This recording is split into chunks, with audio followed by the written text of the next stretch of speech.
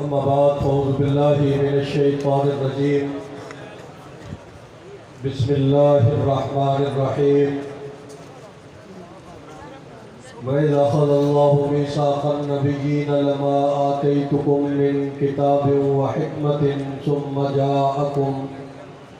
رَّسُولٌ مُّصَدِّقٌ لِّمَا مَعَكُمْ لَتُؤْمِنُنَّ بِهِ وَلَتَنصُرُنَّهُ قال النبی صلی اللہ علیہ وسلم انا آخر الانبیاء وانتم آخر الامم صدق اللہ وصدق رسولہ النبی الکریم۔ اسٹیج پر تشریف فرما فضیلت الشیخ حضرت مولانا ڈاکٹر احمد علی سراج صاحب، ورلڈ سیکرٹری جنرل انٹرنیشنل ختم نبوت موومنٹ آف مدینہ منورہ، اسٹیج پر تشریف فرما برادر محترم امیر انٹرنیشنل ختم نبوت موومنٹ پاکستان حضرت مولانا محمد الیاس چنیوٹی صاحب MP چنیوٹ، مولانا قاری محمد یاسین صدیقی صاحب، جناب مولانا قاری احمد علی ندیم صاحب، قاری وقار عثمانی صاحب، اور اسٹیج پر تشریف فرما قابل صد احترام علماء، مشائخ اور سرگودہ شہر کے غیور شہریوں۔ چونکہ مقررین کی بڑی طویل فہرست ہے، میرے بعد علامہ شبیر احمد عثمانی صاحب، علامہ شاہ نواز فاروقی صاحب، مولانا معاویہ صاحب، ان کے بھی تفصیلی خطاب ہوں گے، اور امیر محترم مولانا محمد الیاس چنیوٹی صاحب کا بھی خطاب میرے بعد ہونے والا ہے۔ اس سے پہلے بھی ڈاکٹر صاحب کا خطاب بھی، بدیالوی صاحب کا بھی، و دیگر علماء کے آپ سماعت فرما چکے ہیں۔ 17ویں انٹرنیشنل ختم نبوت کانفرنس کے انعقاد پر مولانا قاری احمد علی ندیم صاحب کو، سرگودہ کی ٹیم کو دل کی اتھاہ گہرائیوں سے مبارکباد پیش کرتا ہوں اور خراج تحسین پیش کرتا ہوں۔ یہ وہ اسٹیج ہے جہاں پر ہمیشہ مکہ مکرمہ سے ہمارے شیخ فضیلت الشیخ حضرت مولانا عبدالحفیظ مکی نور اللہ مرکزہ تشریف لایا کرتے تھے۔ آج وہ ہم میں نہیں ہیں، مگر مدینہ الرسول میں جنت البقیع میں سو رہے ہیں۔ مدینہ منورہ، مکہ مکرمہ ہمیشہ سے ہمارے ایمان کا مرکز رہا ہے اور رہے گا، اور ہمارا عقیدہ ہے کہ ہمارے پیغمبر کا درود بھی کامل ہے، وجود بھی کامل ہے، دین بھی کامل ہے، نبوت بھی کامل ہے۔ آج سرگودہ میں آپ ختم نبوت کانفرنس میں شریک ہیں۔ ایک کانفرنس آپ کر رہے ہیں جس کے مقرر یہ علماء اور مشائخ ہیں۔ میں آپ کو ایک جھلک کی قرآن کی پیش کرنا چاہتا ہوں۔ ایک ختم نبوت کانفرنس عرش والے نے عالم ارواح میں ختم نبوت منعقد کی۔ اس کانفرنس کے مقرر میرا خدا تھا اور شان میرے مصطفیٰ کی تھی۔ عالم ارواح میں جو ختم نبوت کانفرنس منعقد ہوئی، اس کانفرنس میں سامعین عام لوگ نہیں تھے، عام شخص نہیں تھا، بلکہ اس کانفرنس میں سامعین حضرت آدم علیہ السلام سے لے کر حضرت عیسیٰ روح اللہ تک سامعین تھے۔ مقرر بھی اعلیٰ، موضوع بھی اعلیٰ، اور جس کی شان میں کانفرنس منعقد ہو رہی تھی وہ احمد مجتبیٰ بھی اعلیٰ۔ اور اللہ رب العزت نے تمام نبیوں کو جمع کیا، تمام رسولوں کو جمع کیا،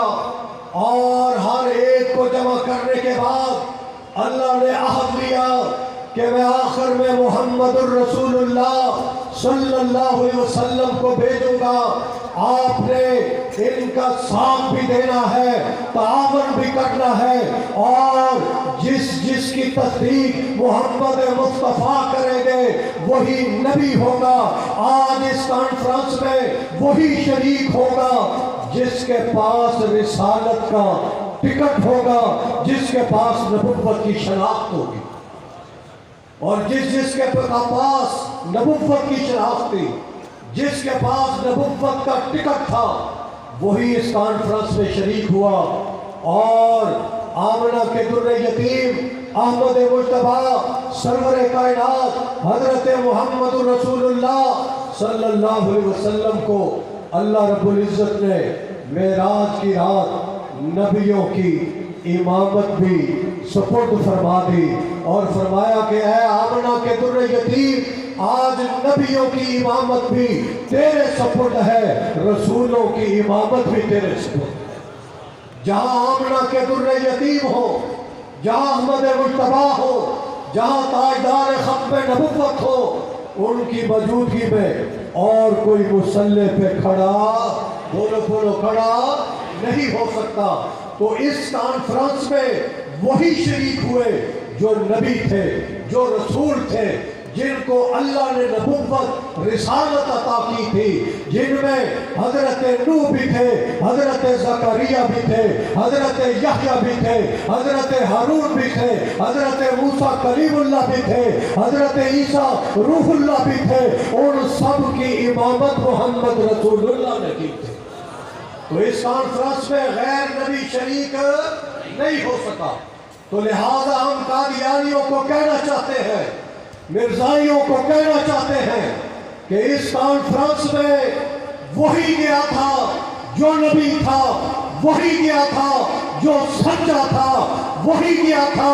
جو سچا تھا، اور اس کانفرنس میں کوئی جھوٹا اور دجال جا نہیں سکتا تھا۔ اس میں وہی گیا جو سچا تھا، جو سچا تھا۔ دجال کا داخلہ اس کانفرنس میں نہیں تھا،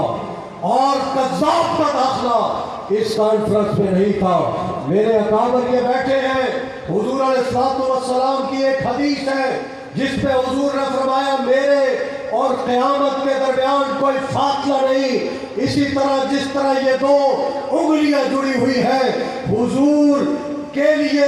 ہمارا عقیدہ ہے اللہ نے اس کائنات کو سجایا تھا، حضور کے لیے اللہ نے پوری کائنات کو سجایا تھا۔ جب حضور آگے جس طرح یہ جلسہ ہے، اس جلسے کے اختتام پر دریا لپیٹ دی جائے گی، سٹیج لپیٹ دیا جائے گا، سپیکر بند کر دیا جائے گا، لائٹیں بند کر دی جائے گی۔ آپ پوچھیں گے بھائی یہ کیوں کر دیا گیا؟ جلسے والے کہیں گے اب ضرورت نہیں، جلسہ ختم ہو چکا ہے، اللہ نے بھی یہی فرمایا، تمام انبیاء آ چکے ہیں، اب آخری نبی احمد مجتبیٰ آ چکے ہیں، ان کے بعد اب میں دنیا کا نظام لپیٹ رہا ہوں، ان کے بعد میں اب کائنات کا نظام لپیٹ رہا ہوں۔ اقتربت الساعۃ وانشق القمر والسماء اذا السماء انفطرت، یعنی قرآن میں اللہ نے اذا زلزلت الارض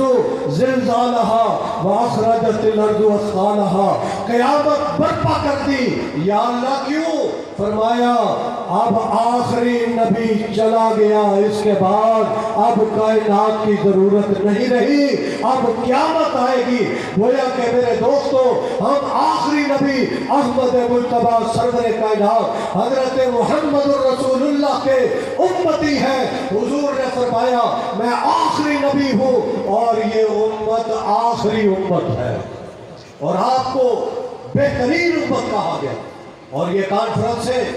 ہمارے اکابر نے صرف پاکستان میں شروع نہیں کی، بلکہ ان کانفرنسوں کو یورپ میں شروع کیا، برطانیہ میں شروع کیا، افریقہ میں شروع کیا۔ ہمارے بزرگ اکابر افریقہ کے جنگلوں میں بھی گئے اور ان راستوں سے گزرے جہاں شیروں نے میرے محمد مصطفیٰ کے صحابہ کا استقبال کیا تھا۔ حضور کی ختم نبوت کے لیے ہمارے یہ بزرگ، ہمارے یہ اکابر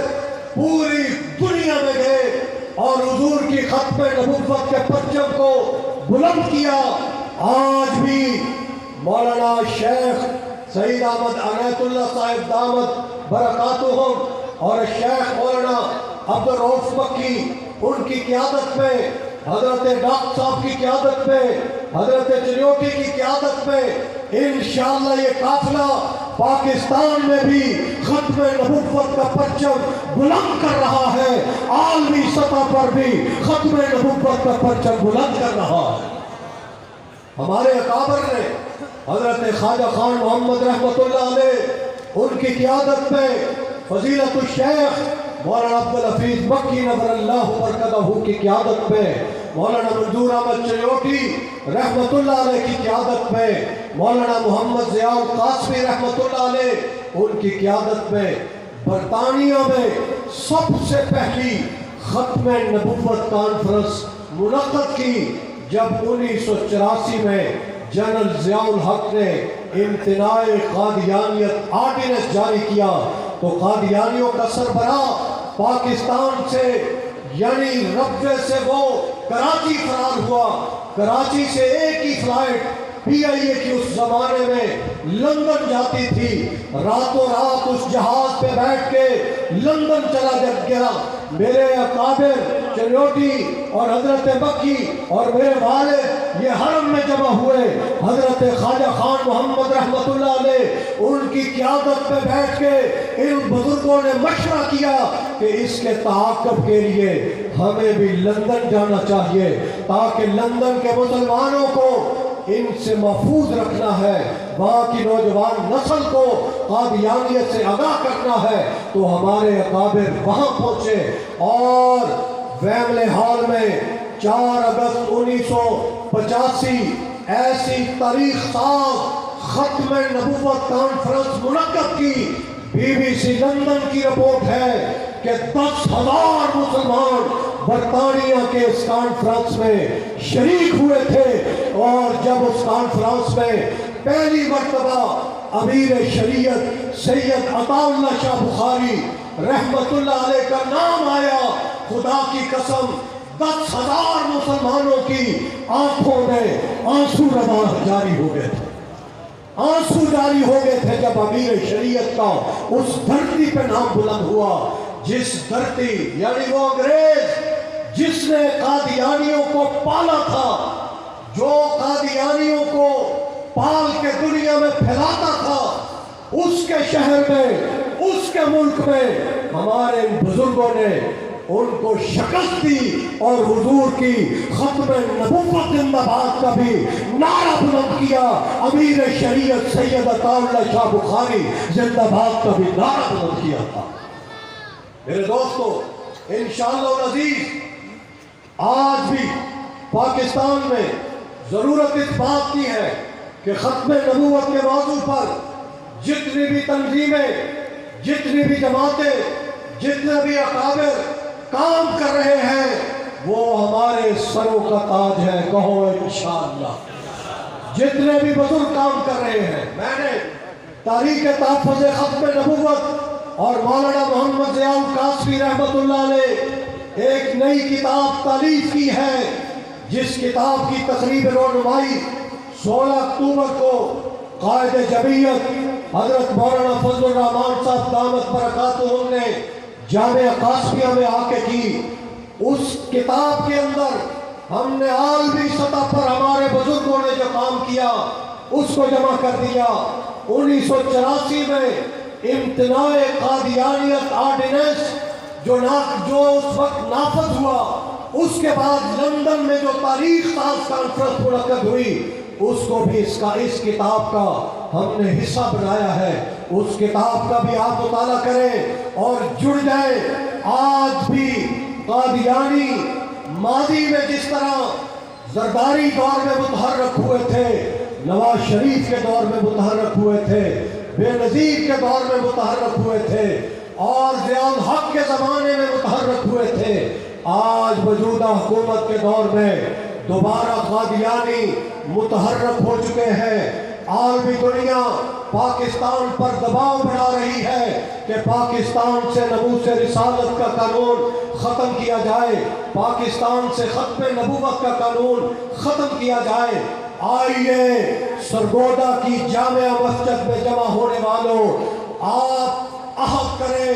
جس طرح 1953 میں ہمارے اکابر ڈٹ گئے، جس طرح 1974 میں ہمارے اکابر ڈٹ گئے، جس طرح 1984 میں ہمارے اکابر ڈٹ گئے، جس طرح 90 کی دہائی میں ہمارے اکابر ڈٹ گئے، جس طرح 2000 سے لے کر 2020 تک ہمارے اکابر ڈٹ گئے۔ 21 میں بھی موجودہ حکومت کو ہم بتانا چاہتے ہیں، عالمی قوتوں کو ہم بتانا چاہتے ہیں، ہم بھوک برداشت کر لیں گے، مہنگائی برداشت کر لیں گے، مگر ختم نبوت کے قانون کو، ناموس رسالت کے قانون کو خدا کی قسم کبھی بھی اس ملک میں ختم نہیں کرنے دیں گے۔ ہاتھ کھڑے کر کے اس کی تعریف فرمائے۔